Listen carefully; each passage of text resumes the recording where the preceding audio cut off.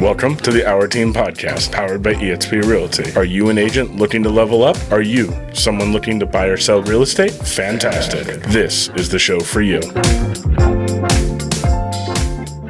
Welcome back. It's nice to be back in the studio with you, Brian. It is. Thank you so much. I'm loving this whole podcast thing. It's been amazing. It's fun to make it happen and get it on a regular basis. Absolutely. And what an incredible response we're getting from so many people that are texting and emailing. And that's like they're afraid to comment on Facebook Live, but they're like, hey, I caught you on Facebook Live. Like, yeah, I can see that there was 1,500 views, but nobody commented there. They seem to comment via text or via email or on the YouTube channel. It's pretty cool. It'd be handy if people would actually comment on the videos. At least it would help with the algorithm. If you're watching this right now on Facebook Live, we would love you to actually make a comment and say hello. Throw up one of those thumbs up, a heart, those kind of things. I mean, because we're going to be talking about some pretty cool things today. We are. We're going back to basics and talking about the pillars of your business and it's going back to foundations.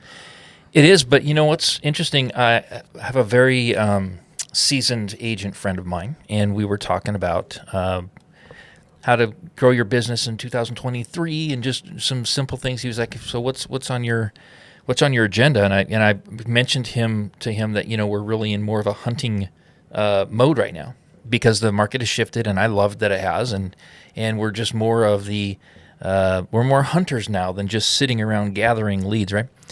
And I said, so for me, it's just going back to the core four. And I was expecting this seasoned agent to be like, oh, yeah, me too, the core four.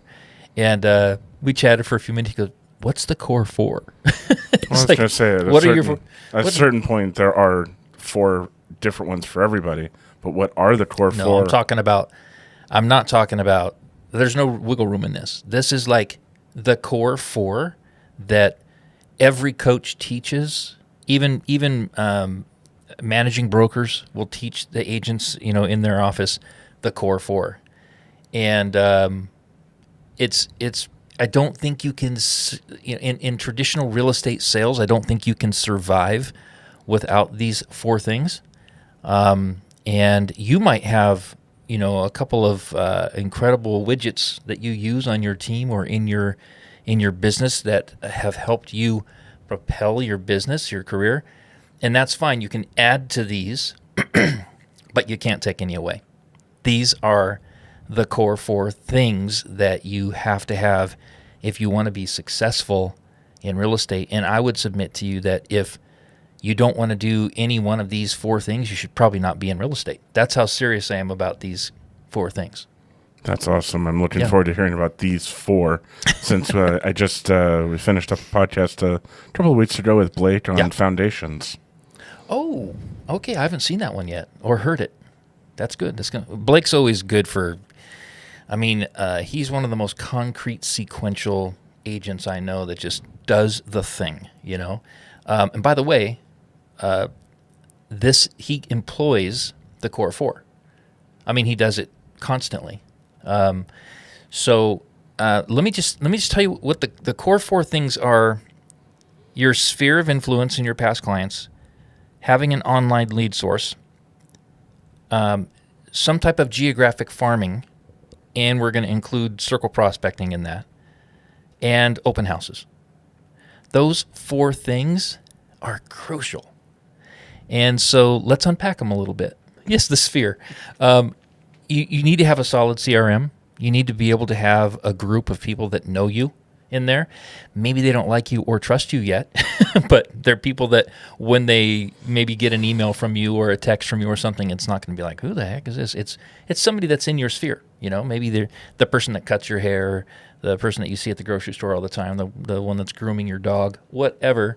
It could be your pastor. It could be your kid's youth pastor. It could be so many different people that we know, that focusing on your sphere turns them into clients, and then those clients, then you add past clients to that pillar. So that's why sphere and past clients go together so well, because If you're working your sphere right, they're also going to be your past clients, and you cannot neglect them. So using your CRM, doing local events, community stuff, things like that, inviting them to it, getting them to know, like, and trust you by just providing a lot of good content. You're marketing in front of your sphere and your past clients. You're not marketing at them. You want to just show them that you're in it, you're doing it, you're successful, and occasionally you're asking for referrals. So that's like the first pillar: your sphere and your past clients. Amazing how many agents just neglect that. I think it goes back to a podcast that we just did talking about hunting and gathering. And that is crucial, because when you're in a market in which all you have to do is gather, there's no need to worry about your past clients. Right, you get lazy, right? Well, yeah, there's another gentleman I was talking to that's been in the business for coming up on 10 years now, and he didn't even have a CRM. It completely blew my mind. He had no way of even communicating. What about Christmas cards, or do you just simple phone call to your past clients? Says, oh, I got them all on my phone. But how do you keep it organized? Like, how do you gotta, that is a very important pillar. And it's number one for a reason. It's very, very important. Your sphere and past clients, they are going to be responsible for a lot of business. The second one is some type of online leads. Everybody is starting their search for homes online. And if they have to sell a home, they're looking to see what their house is worth online. So you have to have some type of an online presence to, get some of that business, right? So whether it's Facebook doing free ads, which we teach our team how to do all the time. An agent on my team just got an incredible lead and is working with that on a free ad that they produced, all around the concept of looking at, getting a free list of reduced price homes in Menifee. It was a free. We're not paying for it wasn't paying for it at all. We just created a landing page. We created a squeeze page just by using the tools that we have at our disposal for free. And it was incredible that he was able to do that just with, that's only one lead, but it's a lead he would have never had if he wasn't using the tools and focusing a little bit on an online presence. So whether it's Facebook or paying for Google pay-per-click leads, or having, maybe you're tied in with OpCity, which is, that's another one that's a great lead source for a lot of people. HomeLight is another great source. There's a lot of online lead sources that we can get using these other companies too. You can do it on your own, or you can sign up with, even Zillow. You can still buy leads that way too from online. That's all kind of in the same category, making sure that you have a fairly consistent inflow of leads coming in that you fill up your funnel, your database with, of people that you can just continue to provide value to. So when they're ready to do business, you're the only one that they think of. So having online leads, very, very important pillar. The third one is farming, geographic farming. Having a farm, a place that you kind of call like a farmer. You think of a farmer, right? He's like, a farmer has his big farm area, and he's growing this over here and this over here and these different things, and he's got to tend to those fields, and eventually there's just a huge harvest, right? Or maybe it's cows and there's a huge slaughter, whatever you want to call it.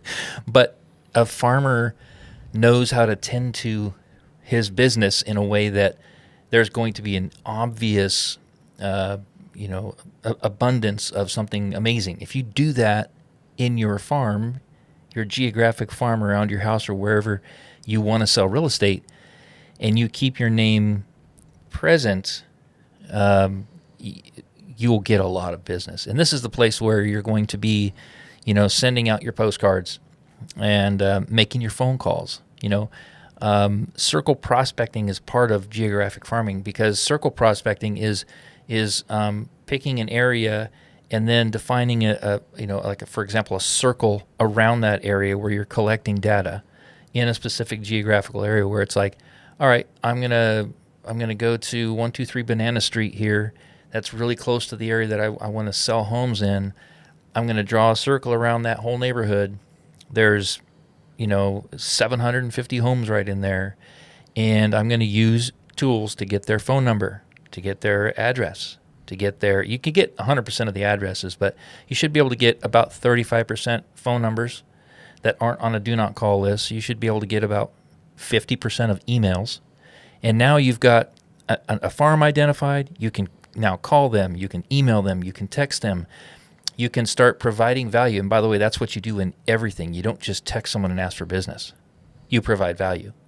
And there's a lot of ways you can provide value in your farm. We just did a food drive, and it was ridiculously successful. My gosh, it was so awesome.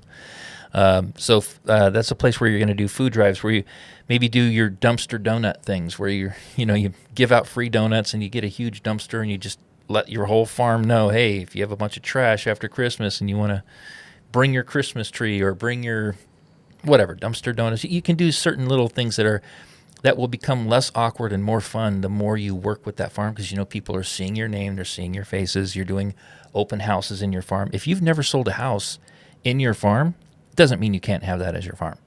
But when you see another listing, you should call that agent and say, hey, I would love to host an open house for you. Get your signs out in that neighborhood.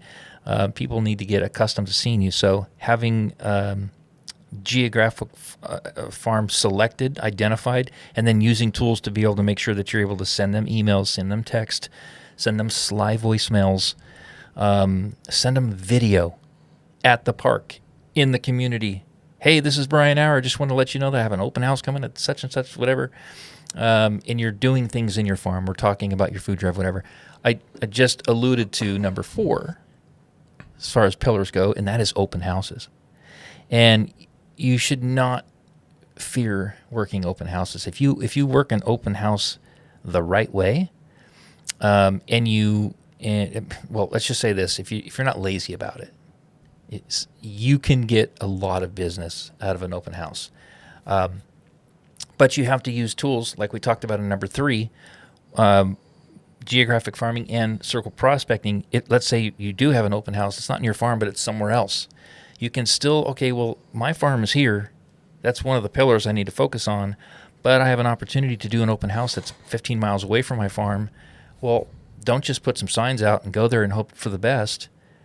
Do a quick Facebook ad. Even if it's a free one, just put a post out there. Get it into the right, get it exposed the right way that you're doing an open house on such and such date. Use the tools that you can usually get from your title company. If anybody wants help on how to get these tools or what tools to use to do geographic farming, please reach out. I'd love to help you with that. And if you do it right, it's free. If you don't do it right, it's very expensive. So do it right. Anyway, well, that's where coming in and using your partnerships is key. Absolutely, because we use a combination between our relationships with title and escrow to get a lot of these things. When you're focusing on the whole open house aspect, start with circle prospecting it. So if you have an open house that's 15 miles away from your normal farm where you do business, that's okay. Get a list of 200 people around that house that you're going to do, and get a list of the most likely sellers, which you can do, that are in that area. Get a list of the most likely buyers that are in that area. Send emails, send text. Do a special thing in that open house where you send a slide dial to everyone of the phone numbers that you have around that particular open house, and let them know that you're doing this special thing where, the open house is from 11 to 2, but from 11 to 1, it's neighbors only, right? So, or 11 to 12, 1 hour. It's for neighbors only. So come get a sneak peek at this property. And neighbors are nosy. You should love nosy neighbors, because a nosy neighbor is a future seller that is going to love what you're doing in your open houses. So if you have a lot of good brochures there and you look really organized, and maybe you have a really great way of taking in sign-ins, then you will be very successful. We actually use KV Core for our sign-ins. So Our CRM has an extension to it that you put on a tablet, and when somebody comes into the house, you just ask them to register, name, address, phone number, a couple questions. Most people are going to do it. They're coming into a stranger's house. The seller requests that I, have a record of everyone that was here at the house. Please fill this out. It takes 2 seconds on a tablet, but as soon as they do that, it ends up in your CRM. And for that day, you hashtagged it 123 Banana Street, so you know exactly where that lead came from or where that person came from. And you can start automation, start a campaign that reaches out to them, thanking them for coming to your house, giving them information about the neighborhood, just being the knowledge broker, being the person that's giving a ton of value. They came into your open house, but maybe they didn't want to buy that house, and maybe they're not ready to buy any house right now, but 6 months, a year from now, if you have the right tools and automation in place, then you still used that pillar, that open house pillar, to get business. And you should get, between 5 and 20 new names added to your CRM every time you do an open house. You do a little bit of door knocking around that open house. But sending texts, video, early bird neighbor events, and making sure that you're tying that all together with some automation means you're going to have a very successful open house. And so, again, it's your sphere, it's your online leads, it's your geographic farming, and it's your open house. Those 4 things are just paramount to success in this business. What do you think about that? I think it all sounds really nice. If there was something to sum it up or make it a real clean, crisp, do this and you'll get this, what would that be? Well, I think if you want to perhaps have a breakdown of everything I just talked about, maybe in just on a Word document, a list of everything that I just said, reach out. We'll give it to you. Don't expect everyone to memorize. I mean, the 4 pillars are easy to memorize, but some of the things to do within those as we sort of unpack them might be a little bit, might be helpful if someone had a list of those things. Whether you're a new agent or whether you're an agent that is really seasoned, now is the time to focus on the core 4. And if you focus on the core 4, not only will it bring you back to basics, but you will see an incredible increase in business here in 2023 as we come into it. And that is focusing on your sphere, focusing on online leads, your geographic farm, and your open houses. Those 4 things, you will be very successful as a real estate agent. That is awesome. And I thank you so much for your time, Brian. Absolutely. It was great to be here in my own office. It was great to be here as well. Yeah. Thank you. You're welcome. Hey, wait, before you go, I wanted to quickly thank you for tuning in to the Our Team podcast. And whether you're listening on Facebook Live or you're tuning in on YouTube or maybe listening to a podcast, I wanted to just say, if you found any value in this, would you please take the time to like and subscribe? And if you leave a comment, that really helps the show as well. Thanks for listening. We'll catch you on